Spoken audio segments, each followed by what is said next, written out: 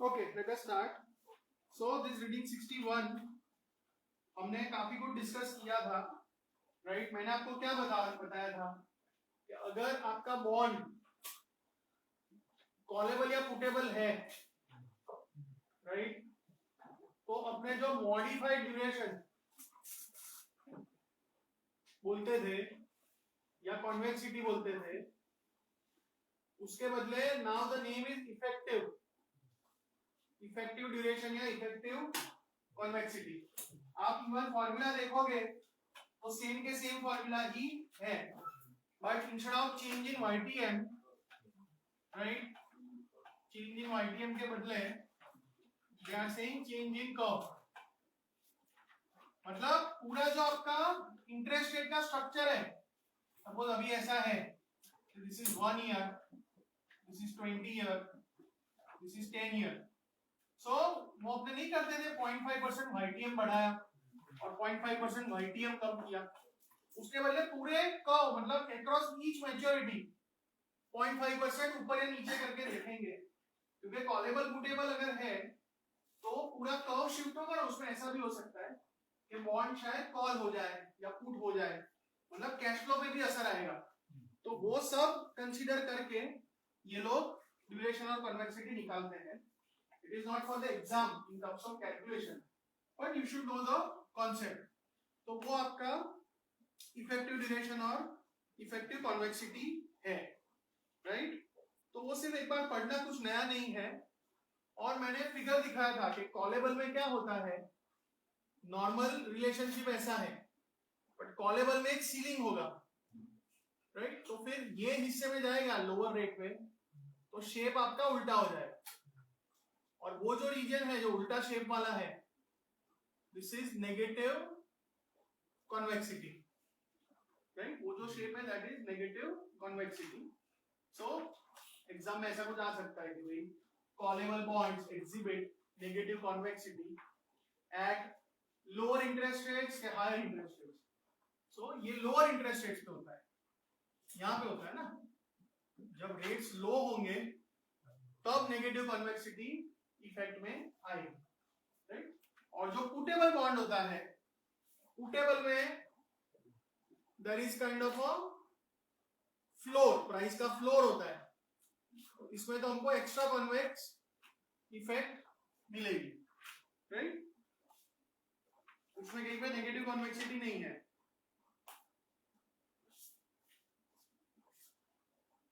बराबर?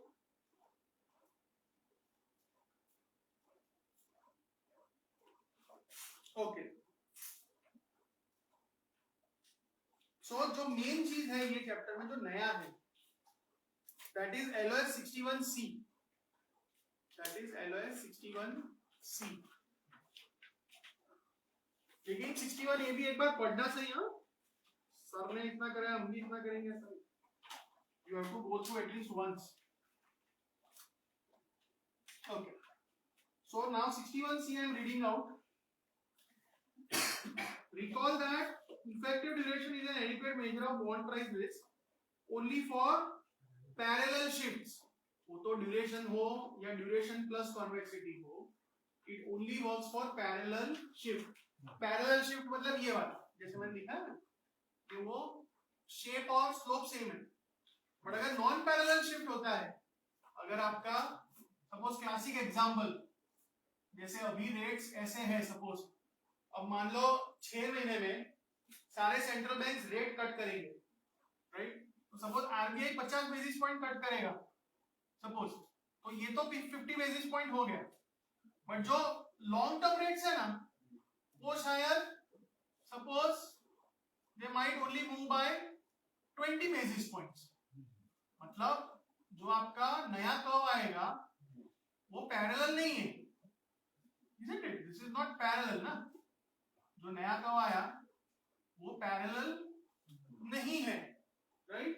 तो उस सिनेरियो का एनालिसिस करना है, तो जो आपका सिंपल वाला ड्यूरेशन कॉन्वेक्सिटी है, मॉडिफाइड या effective, those measures are not adequate, they are not, मतलब they are not very accurate. आपको कुछ और चाहिए. The impact of non-parallel shift can be measured using a concept known as की rate duration, तो उसके लिए क्या चाहिए, की रेट ड्यूरेशन चाहिए. Also called partial duration, defined as the sensitivity of the value of a bond or portfolio to changes in the benchmark yield for a specific maturity, holding other yields constant. The sum of key rate duration equals its effective duration. So, for example, if I say a 5-year key rate duration is 3.6, okay, 5-year key rate duration या 5-year partial duration is 3.6. इसका मतलब क्या हुआ, if 5-year rate increases by 1%, bond price या portfolio value decreases by 3.6%, assuming all other rates are constant. सिर्फ 5 साल वाला rate 1% change हो रहा है, बाकी के जो रेट्स है 1 साल वाला, 10 साल वाला, जो भी, वो सब कांस्टेंट. सिर्फ 5 साल वाला चेंज हुआ तो इतना असर पड़ेगा. और सपोज हमारे पास ऐसे 1 ईयर का है, 5 ईयर का है, 10 ईयर का है, तो सबका टोटल करूंगा तो that is again equal to modified duration या इफेक्टिव ड्यूरेशन. ओके, सो जब आप इफेक्टिव या मॉडिफाइड ड्यूरेशन देखते हो, then you are only focusing on the total. I always give this example. It is like going to a shop. मैं कपड़े खरीदने जाऊंगा और मुझे शर्ट चाहिए, तो उसको बोलूंगा कि भाई 42 का एक shirt they they, that's the overall size. 42 का शर्ट दे दो, that's the overall size, right. तो वो जो अप्रोच है दैट इज इफेक्टिव या मॉडिफाइड ड्यूरेशन. की रेट ड्यूरेशन कैसा, कि देख मेरे को शर्ट चाहिए, राइट, लेकिन कस्टमाइज, कि मेरा वेस्ट इतना, चेस्ट इतना, शोल्डर्स इतना, ये उतना, वो इतना, सारे कंपोनेंट्स में ब्रेक डाउन कर रहे हैं. दोस कंपोनेंट्स आर की रेट ड्यूरेशन. हाँ, वो सबको टोटल करूंगा तो बात तो वही है सर, ऐसा बोला 42 का शर्ट चाहिए, राइट. बट पॉइंट इज कि अगर आपने कंपोनेंट में ब्रेक डाउन किया है तो बहुत अच्छा फिटिंग आएगा. समझ में आ रहा है? You will be able to predict very well. और मोस्टली ये सब यूज होता है हेजिंग में, बॉन्ड पोर्टफोलियो हेजिंग में यूज होता है, तो आप उसको बहुत अच्छे से प्रिडिक्ट और हेज कर पाओगे, राइट. तो अगर नॉन पैरेलल शिफ्ट है देन की रेट ड्यूरेशंस और partial durations are very useful. तो मैंने जो बोला नॉन पैरेलल शिफ्ट का जो रिस्क है that is shaping risk.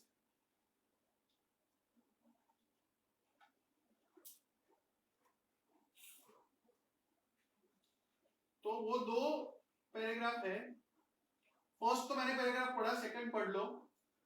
Third paragraph is related to calculation, वो अपने करते हैं. ऑनलाइन समझ में आ रहा है?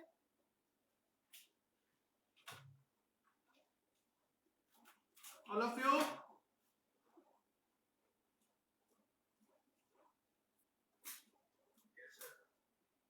Okay.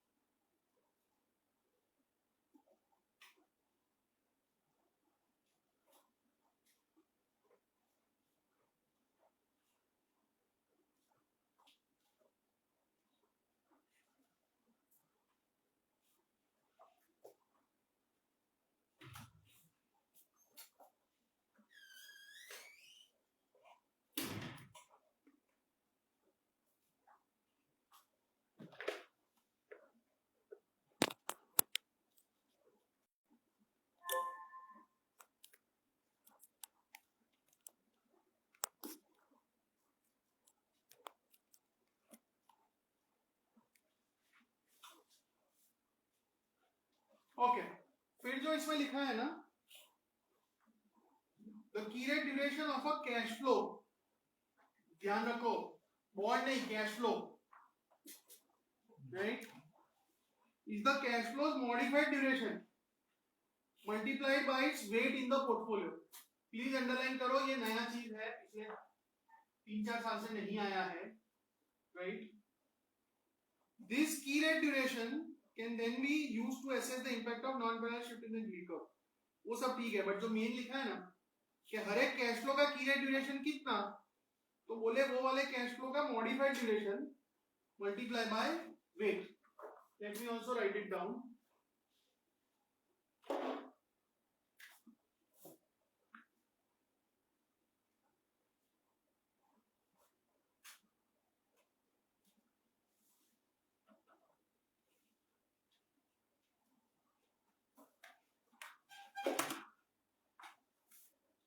Key rate duration of a cash flow is equal to modified duration of cash flow multiplied by its weight. Okay? तो एग्जांपल देखते हैं। पोर्टफोलियो है equally weighted investment in 5 year zero coupon bond,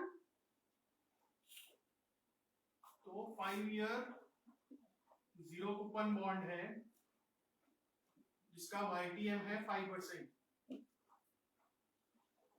and 10 year bond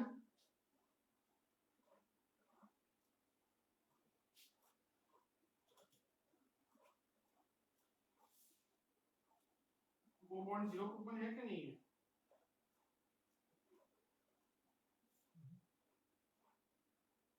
वो भी zero coupon bond है, भले ही लिखना रह गया है। 10 साल का जीरो कूपन बॉन्ड है जिसका YTM है 6%. Okay, yields are quoted on an annual coupon basis. What would be the performance of the portfolio if 5 year yields increase by 50 basis point, 10 year yields decrease by 25 basis point? वो तो बात की बात है। Basically 5 year key rate duration और 10 year का key rate duration निकालना है, right. So recall that modified duration is equal to maximum upon 1 plus YTM। और सिंगल कैश फ्लो है, जीरो कूपन बॉन्ड है ना, अगर तो वो सिंगल कैश फ्लो ही हुआ, राइट। सो बेसिकली इसका मैक्सिमम ड्यूरेशन 5 year हुआ, इसका मैक्सिमम ड्यूरेशन 5 year हुआ because it's a zero coupon bond.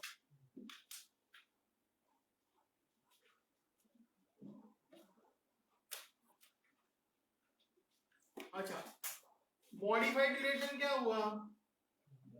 5 upon 1.05, yes और नो? 5 upon 1.05 कितना आ रहा है? 4.762। आपने दो डेसिमल तक रखते हैं, 4.76। और यहाँ पे क्या लिखा है? की रेट ड्यूरेशन मतलब मॉडिफाइड ड्यूरेशन इनटू वेट। दोनों बॉन्ड का वेट 50-50% है क्योंकि इक्वल वेटेड है। तो की रेट ड्यूरेशन क्या हुआ? ये जो 4.76 है इंटू 0.5 मतलब 2.38। सिमिलरली 10 साल का जीरो कूपन बॉन्ड है तो maximum duration 10, modified duration 10 upon 1.06, isn't it? सही किया है, इनके अंदर 0.5 वेट 0.5 है ना, ऊपर लिखा है ना इक्वली वेटेड इन्वेस्टमेंट, ये दोनों का वेटेज 0.5 है, बराबर। तो अगेन 9.43 इंटू 0.5, सो 4.72 जितना आ रहा है, बराबर। So now we have got 5 year and 10 year key rate duration. अभी 5 साल का यील्ड 50 बेसिस पॉइंट बढ़े, 5 साल का यील्ड 50 बेसिस पॉइंट बढ़े तो 5 year के लिए 50 बेसिस पॉइंट 0.5% इंटू 2.38, लेकिन साइन नेगेटिव ना, क्योंकि रेट बढ़ रहा है तो भाव घटेगा, राइट? सो -1.19%, करेक्ट, -1.19%। और 10 ईयर वाले में पूछा है कि ये डिक्रीज बाय 25 बेसिस पॉइंट, मतलब 0.25% का मूवमेंट है इंटू 4.72, लेकिन पॉजिटिव क्योंकि रेट घट रहे हैं, right? So this is 1.18% plus, right?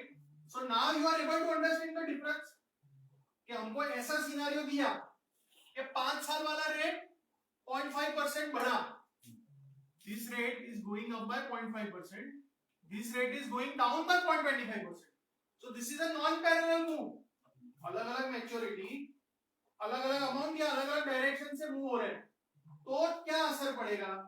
तो इतना असर पड़ेगा, और ओवरऑल पोर्टफोलियो पे दोनों का कॉम्बिनेशन मतलब -0.01%। तो अदरवाइज हम ये नहीं कर सकते using modified duration या effective duration we could not arrive at the answer, क्योंकि अलग अलग मैच्योरिटी का अलग अलग नहीं कर सकते उसको, ठीक है? 1.059 ये આપણે ના मैक्युलर अरे मॉडिफाइड ड्यूरेशन શોધવું હોય જે मैक्युलर ड्यूरेशन है अपन 1 + y t ये रूल है, समझ में आया सबको? ओवरऑल डाउन कर पोर्टफोलियो, हाँ, ओवरऑल -0.01% डाउन कर।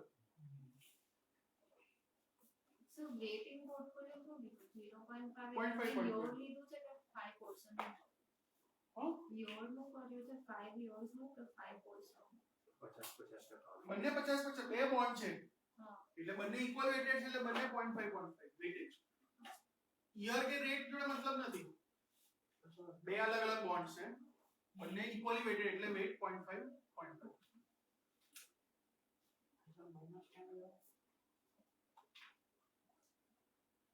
માઈનસ તો કારણ કે રેટ વધ્યા છે, તો પ્લસ માઈનસ નહીં કરે તો ચાલશે, ખાલી એવું યાદ રાખજે કે રેટ વધ્યા છે તો આપણો છેલ્લો આન્સર નેગેટિવ આવવો જોઈએ। જો મેં નથી કર્યું પ્લસ માઈનસ, મેં અહીંયા શું લખ્યું હતું? નેગેટિવ આવવું જોઈએ। અહીંયા રેટ ઘટ્યો છે तो फाइनली पॉजिटिव होगा। ऑनलाइन पता चला?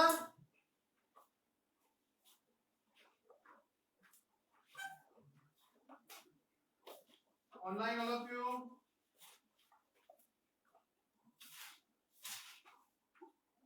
Is this clear?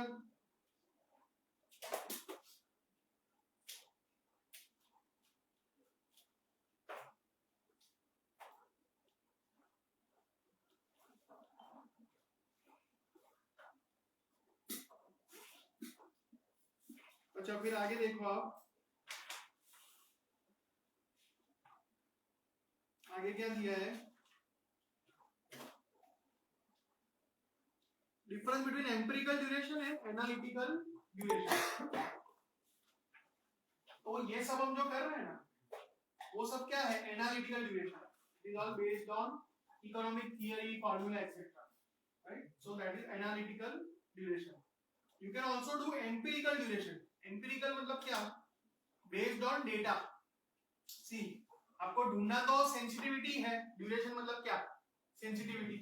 Suppose 10 year government of India bond है, 10 year government of India bond है, उसका कूपन रेट है कुछ, तो मैं फॉर्मूला से एक्सेल से मैक्रो ड्यूरेशन निकाल सकता हूँ, फिर उसका मॉडिफाइड ड्यूरेशन भी निकाल सकता हूँ, वो एनालिटिकल ड्यूरेशन।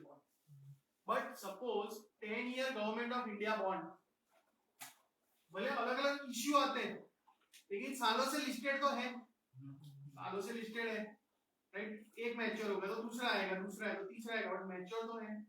और कई बार ऐसा हुआ होगा, आप रोज का डेटा देखो तो बोले आज इंटरेस्ट रेट इतना चेंज हुआ तो बॉन्ड का प्राइस कितना चेंज हुआ, ऐसा डेटा तो अपने इकट्ठा कर ही सकते हैं। तो उसके ऊपर से अगर अपने रिग्रेशन करें कि रेट जब 1% चेंज होता है तो बॉन्ड का प्राइस कितना परसेंट चेंज होता है, तो ऐसा प्रैक्टिकल एक्सेल से बेस्ड ऑन डेटा आप सेंसिटिविटी फैक्टर ला सकते हो। कि एक रेट के कारण 1% के कारण बॉन्ड का भाव कितना चेंज होगा, that is called empirical duration. ठीक है, तो पहले दो पैराग्राफ्स पढ़ो।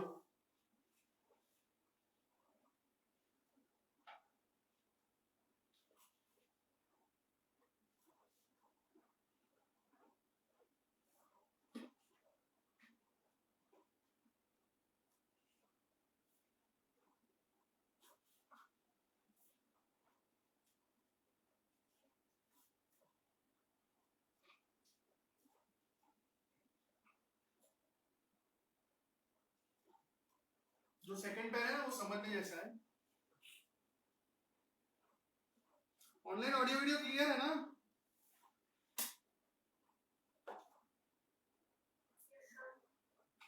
ओके, देखो सेकंड पैराग्राफ आप लोग पढ़ो, वो क्या बोल रहा है कि सपोज आपने मॉडिफाइड ड्यूरेशन, कोई कॉर्पोरेट बॉन्ड का, टाटा स्टील का बॉन्ड है, उसका 5% सॉरी उसका 5 निकाला ड्यूरेशन, तो आप क्या बोलोगे कि रेट 1% चेंज होगा तो बॉन्ड का भाव 5% चेंज होगा। बट मेनी टाइम 1% मतलब क्या? So most of the time हम क्या मानते हैं कि सपोज आरबीआई ने 1% रेट बढ़ा दिया तो टाटा स्टील के बॉन्ड का रिक्वायर्ड रेट भी 1% ही चेंज होगा। दैट मींस हम स्प्रेड को कांस्टेंट मान रहे हैं, लेकिन कभी कभी ऐसा नहीं भी होता है। कभी कभी क्या होगा कि सपोज उल्टा सोचो कि बहुत ज्यादा मंदी आ गई, स्लो डाउन आ गया, तो रिजर्व बैंक ने 1% रेट घटा दिया। अब रिजर्व बैंक ने तो 1% रेट घटा दिया, मतलब रिस्क फ्री 1% घट गया, लेकिन जो कॉर्पोरेट्स है ना, जो कंपनीज है, तो इन्वेस्टर्स के ओपिनियन में बिकॉज स्लो डाउन है, रिसेशन है, तो कंपनी का रिस्क बढ़ गया है। तो ऐसा हो सकता है कि रिस्क फ्री रेट भले 1% घटा, लेकिन कंपनी के बॉन्ड का यील्ड 1% नहीं घटेगा, राइट? बिकॉज उसका स्प्रेड बढ़ गया है, उसका स्प्रेड बढ़ गया है, राइट?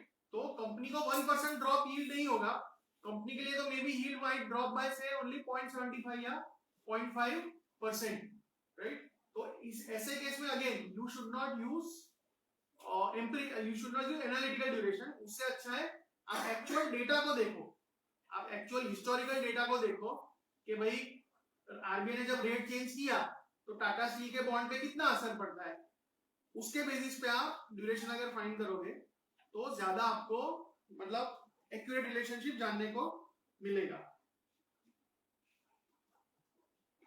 और उसके बाद का पैरा पढ़ो, मोरलेस वही बोल रहा है मैंने जो समझाया।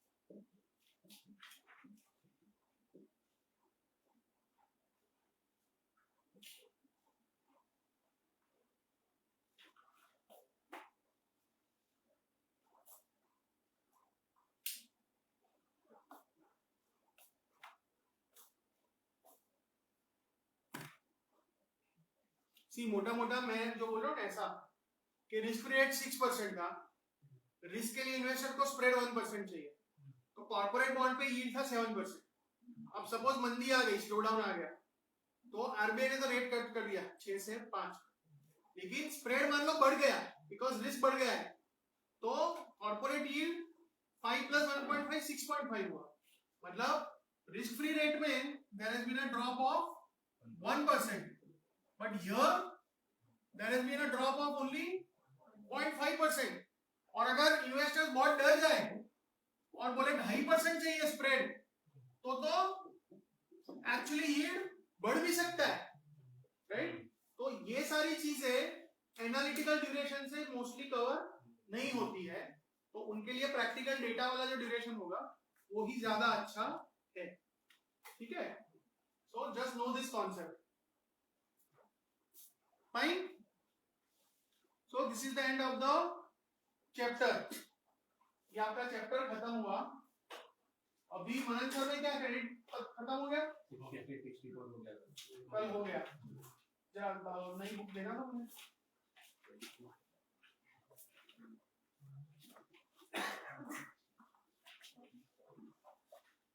So 62 is done.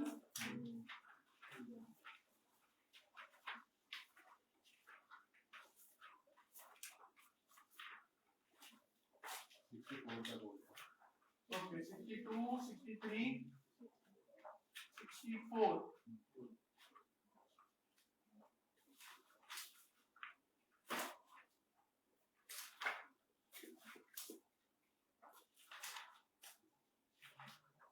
Okay. So we have to start from securitization.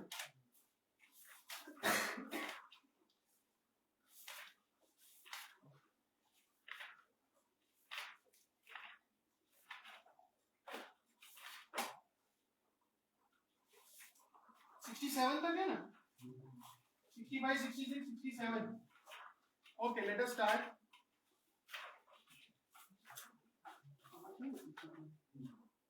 मैं वीडियो चेंज कर रहा हूँ.